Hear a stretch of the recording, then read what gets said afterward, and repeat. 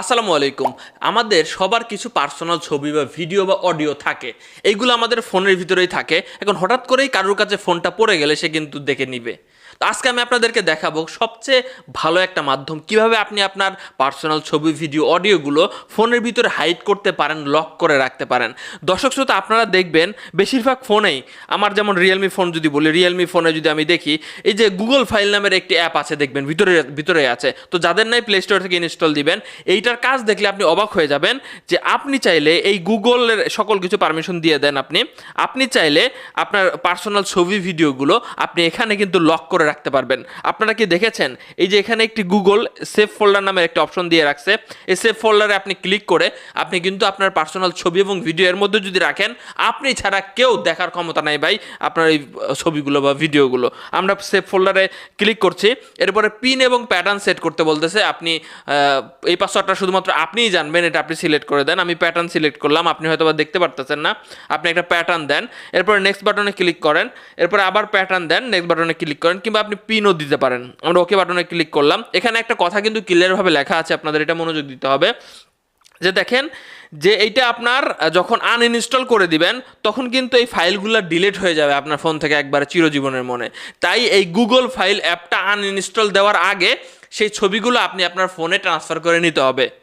এই কথাটা মাথায় রাখবেন। এখন দেখেন এই জায়গায় কিভাবে ফাইলটা লক করবেন, আমি আপনাদেরকে প্রমাণ সহ দেখাচ্ছি। তো গ্যালারির এই ছবিটা দেখেন, গ্যালারির এই ছবিটা আমি কি করব, একদম হাইড করব। ঠিক আছে, কিভাবে হাইড করতে পারি?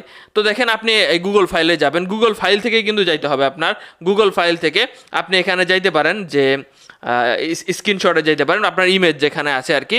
হ্যাঁ, আপনার ইমেজে গেলেন, এখান থেকে আমি সেই ইমেজটা সিলেক্ট করে দিলাম এবং এখান থেকে এই ইমেজটা কিন্তু উপরে ওপেন হচ্ছে। আপনি এখান থেকে চাপ দিয়ে এই যে মুভ টু সেভ ফোল্ডারে ক্লিক করলেন এবং এখানে আপনি সেই পিনকোডটা দিয়ে দিলেন। তাহলে কিন্তু এইটা কিন্তু মুহূর্তের মধ্যেই আপনার গ্যালারি থেকে চলে যাবে এবং আপনার এটা সেভ ফোল্ডারে থাকবে। দেখেন, গ্যালারি থেকে কিন্তু এই ছবিটা আর নাই, দেখতে পাচ্ছিলেন একটু আগে যে ছিল। এখন দেখেন আপনি এটা কিভাবে আবার দেখবেন। আপনার দেখতে যাইতে হলে আপনার কিন্তু আবার সেই পাসওয়ার্ড লাগবে এবং কীভাবে ফেরত নিয়ে আসবেন সেটাও আমি আপনাদেরকে দেখাচ্ছি। সেভ ফোল্ডারে ক্লিক করেন এবং আপনার যখন দেখতে ইচ্ছা হবে আপনি তখন এখানে ক্লিক করেন, আপনি তখন এই ফাইলটা দেখতে পারবেন।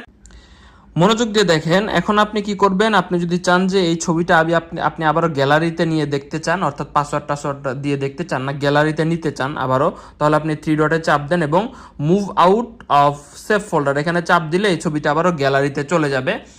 আর আপনি একে অবশ্যই বলতে দিচ্ছি, এই মানে গুগল ফাইল অ্যাপটা আনইনস্টল দেওয়ার আগে অবশ্যই সব ছবিগুলো এইভাবে মুভ করে গ্যালারিতে নিয়ে যাবেন, তারপরে আনইনস্টল দিবেন। তাছাড়া কিন্তু এর মধ্যে ফাইল থাকা অবস্থায় আনইনস্টল দিলে কিন্তু সেই ছবিগুলো সব হারায় যাবে।